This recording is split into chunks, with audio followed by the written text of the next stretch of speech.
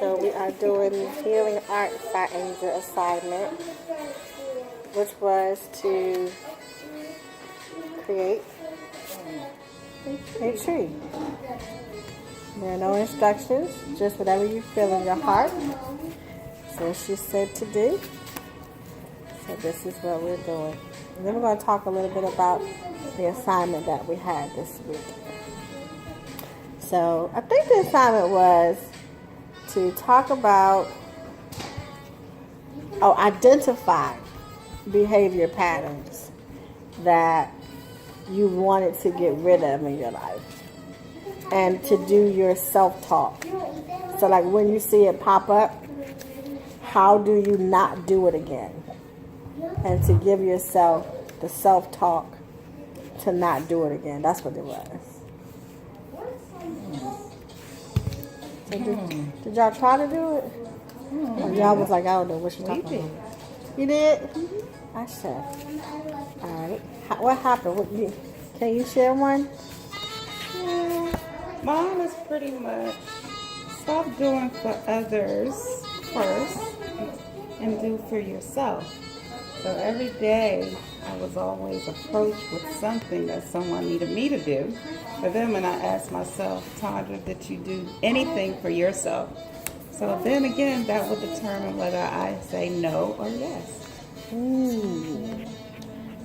So what did your self-talk look like? So did anybody call you or ask you, and then you really had to go and do that self-talk?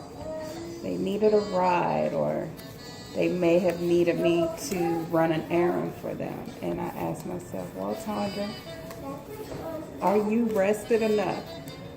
Have you done anything for yourself in a positive manner today? Wow. And if the answer was no, the answer to them would be no. I say. I like that. How'd that So feel? don't be offended if I told you I know I can. I It say. made me feel awesome. Self-worth. I say. And I'm sorry I didn't put it in there.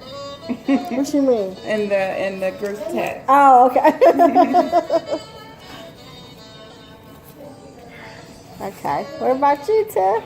Did it happen to you this week, or did you have a week that you were challenged by any old behavior patterns? Well, mine was, I had a few different things going on. But the one that I initially put my focus on was not hiding myself or not being true to who I am if I'm around people from my past who don't really know this side of me. Me being fully in tune with my spirituality and just being free, being a free spirit. Because when I was young, I used to try to change myself to be liked. So I wanted to be liked. I wanted to fit in. And I had a situation with one of my real close... I'm sorry. Oh, you did. One of my real close childhood friends. Like, we hung out on Friday, and we got crabs, and me, her, and my brother were just sitting and talking. And we was talking about life, and we're not as close as we used to be. But she was one of those people that was very opinionated, and I would kind of, I would hide myself to fit in because I didn't want her to think of me differently.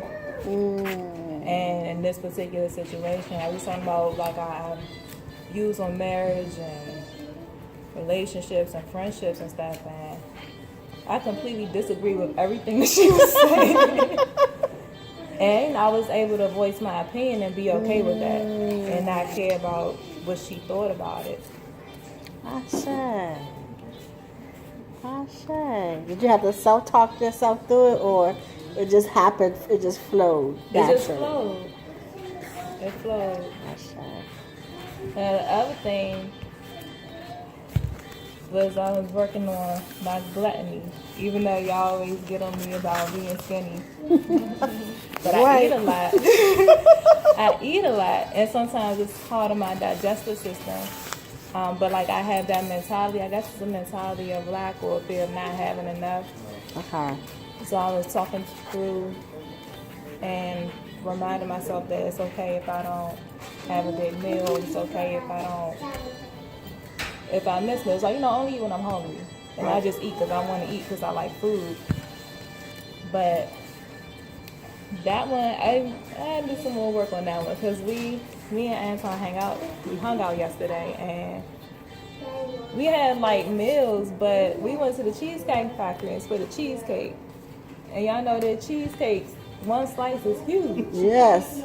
And the lady had to give us the smallest piece that it was in the pie. So I looked at it and I was like, you think this is going to be enough for both of us? I was like, it's not a bigger piece in there. And she's like, y'all can buy another piece. So I let it go. But all the way to the car, while we was eating cheesecake, and even, because we went down to the waterfront in Old Town Alexandria. Okay. Even then, like, I just kept talking about it. I was like, I don't believe she gave us this small piece of cheesecake. Yeah. Like, I just kept going on about it. And I was making an effort to let it go, but it was just like, it was just nagging me. That was the fat girl inside of me that wanted more cheesecake, even though I wasn't hungry. Yeah, I can feel that one. I That one said. ain't shared money. I said. Hold on, you said something very interesting. You said that you. Why did y'all share it?